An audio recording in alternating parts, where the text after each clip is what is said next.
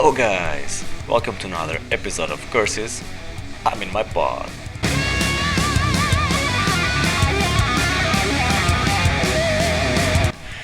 So, pretty much during the year of 2016, I've flown a somewhat unorthodox choice under the form of the Cloaky Hull Brutix, or more exactly, the Dual Cloaky Hull Brutix. I've actually been writing a lot about the Dual Hull Brutix in my blog, so I'm not really gonna repeat myself here about the concept of the Hull Brutix. There's a link that you can read in the description of the video, and actually I'm just gonna wait for you to click the link and go read all about the Dual Hull Brutix. So, okay, while you guys read all about the Dual Hull Brutix, I'm just gonna hum. Okay,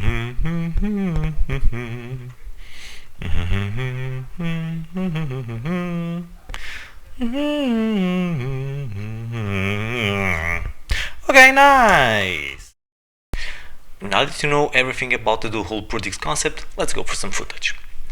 In this particular situation, I had warped with my primary Brutix, my tank Brutix, to my outgate, Detect G, and at the outgate there's a Fortis a Citadel near the outgate, and I was spotted by a Demos, a Stiletto, and a Hurricane. Now, I cannot engage solo these three ships, especially because my alt RTB is safely waiting inside SV5 one jump out. I need to try to maintain my surprise effect as much as I can. So I try to keep my DPS Brutix, my backup Brutix, one jump behind, always when possible. My tactic here was pretty simple: warp back to SV5 and see if they chase me. You can see there in this scan that the Demos is indeed chasing me. But before I can just engage him, I need to make sure if it's a Demos fitted with an afterburner or with a micro drive. Why is this so important? Because a Demos fitted with an afterburner will most likely also be fitted with those new rebalanced large capacitor batteries and be pretty much invulnerable even to Brutix. So, okay, let's see if I can find that out. Okay, I'm just landing on the gate, nice. The Demos is just behind me, so good, he's chasing me as expected. Let's jump out. And my plan right now is to try to make him chase me a bit and check his velocity, and then I'll know if it's micro drive fitted or afterburner fitted. So okay, let's align to a Celestial. I'm also loading Void just in case he becomes interested. Okay, nice, he's targeting me. Right now he's not doing anything, just slow putting back to the gate it seems. Oh, okay, there we go. You can check his velocity is moving at right now 1500 meters per second and climbing up. So it's a Demos fitted with a micro drive. This is good. I just let myself be, I just shut down my micro drive and let myself be caught by him. Now it's the time to decloak my backup Brutix. You'll see up there in the watch list, I'm gonna put the icon of a Brutix whenever my alt is decloaked and helping on with, so that you guys have a better perception when he's on field or not. Because my alt is a cloak, he cannot really target the Demos for 30 seconds, but it's hardly relevant in this particular case because he also needs to burn 30 to 40 kilometers up to the Demos. By the time he catches the Demos, he can target him perfectly and aggress him with no big concerns. The surprise effect was really more important in this case. As my secondary Brutix lands near blaster range, I start overloading guns. It's only worth overloading guns when both ships are in range for the Demos. And his backup, that was somewhat to be expected. The Hurricane is also on grid and approaches. When the Hurricane does reach his scram range, I scram him with my ult. That's a good advantage of having two combat ships on grid. I'm scramming both targets with one of the ships. There's a mistake I'm making here. My drones from RTB are chasing the Stiletto. They should be on top of the Demos, but not a big problem. The Demos dies, and let's focus on the Hurricane. I don't really know if it's an armor hurricane or a shield hurricane, so I'm gonna find out soon enough. Okay, this actually seems to be a shield hurricane, and this is somewhat good news. Sure, they have more DPS than armor hurricane, but they are also squishier, easier to kill, and they tend to fit the long points or rather than scrams, so I'm really not in any danger because I can micro jump drive away as long as I have the capacitor needed. But this engagement is pretty much over. I just need to make sure I don't burn out my guns totally. No need for me to risk it to the fullest. I'm checking my capacitor just to make sure I don't go below 200 gigajoules. If I get near 200 gigajoules minimum capacitor, then I cannot activate my micro jump drive, so just need to be a bit careful there. But Hurricane is gonna die. I still got lots of HP left, and there he goes. As for the Stiletto, he was really never a threat. Interceptors are really a problem for me if they scram me. He was always at long range, long pointing me, and now that these buddies are dead, he's just warping away, so no biggie. And there you go, 2 nice kills without any losses, and this pretty much covers the basics of the Dual Hull Brutix with the cloak. Just a small recap before moving on. This is the most important moment of the fight. In this particular engagement, I actually managed to drag my foes to where I wanted them to be, to near my backup. I managed to split them for long enough, and then I managed to also use my surprise effects to the fullest. So everything went pretty much flawless. Don't really expect this to happen many times, okay?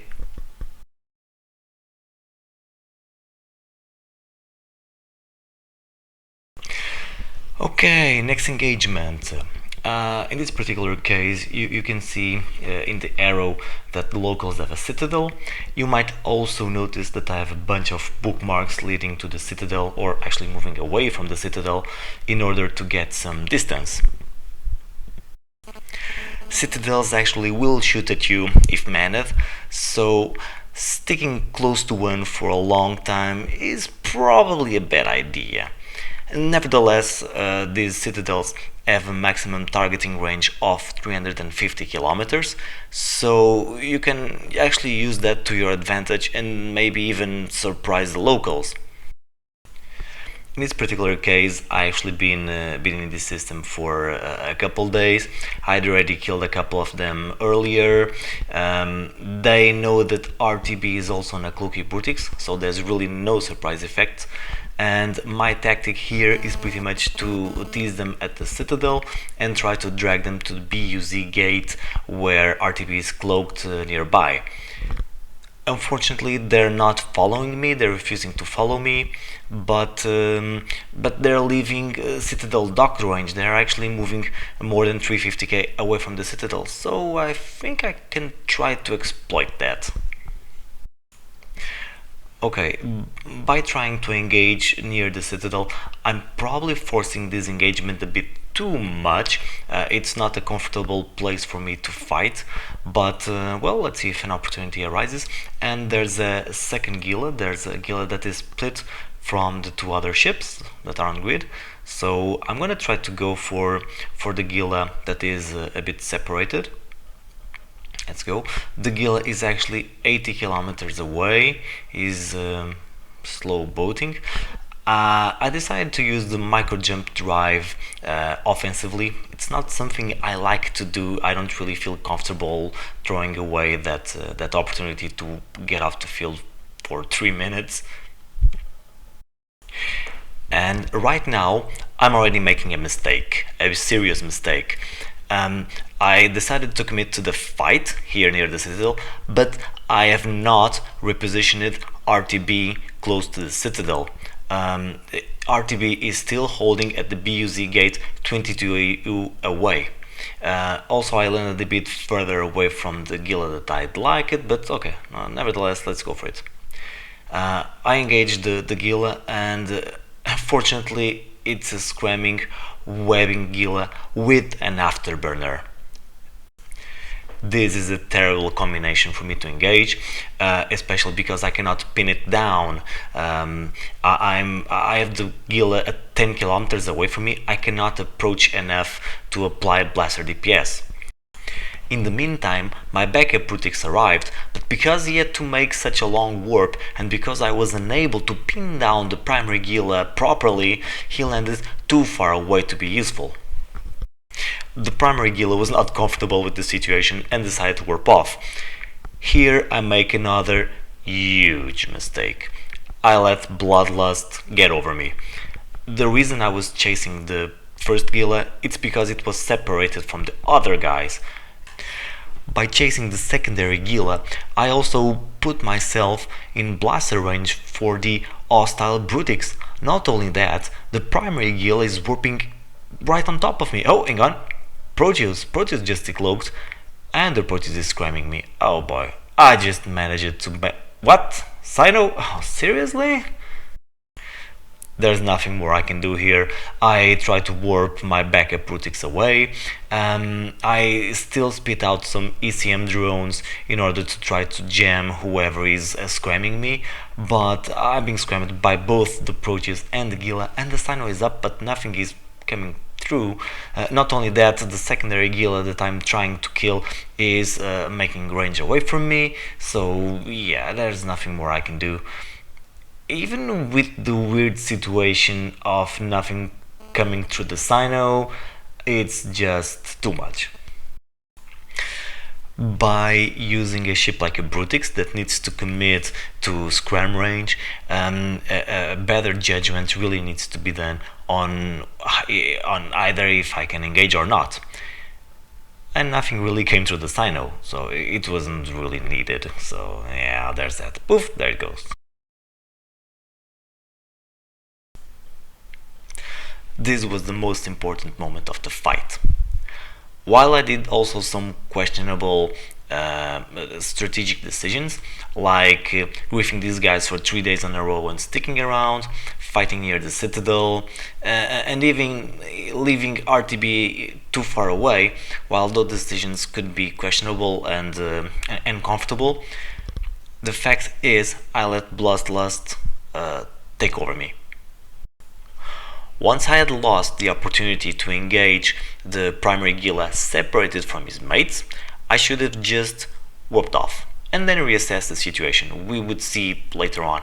But no, by going to the second Gila, I let myself get in scram range for 3 ships. That is excluding the Proteus. I did not even knew it existed. But honestly, it was not fundamental. Even without the scrambling Proteus, and even without the Sino that nothing came through, I might have lost this engagement. I simply forced it too much and paid the price for my mistakes. I am my own worst enemy.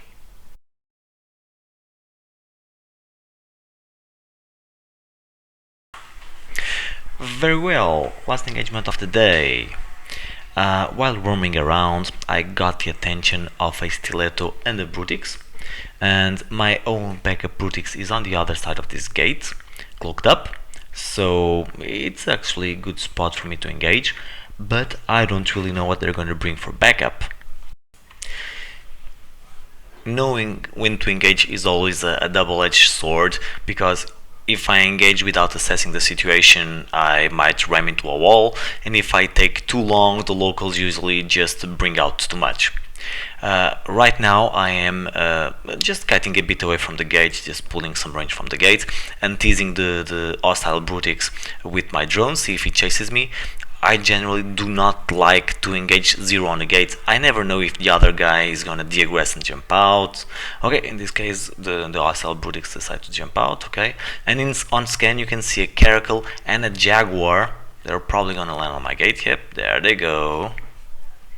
So Caragal and Jaguar are not a couple ships that worry me too much, although the Jaguar can be a problem if he has a scrambler. Stiletto back on the field, although they're not targeting me.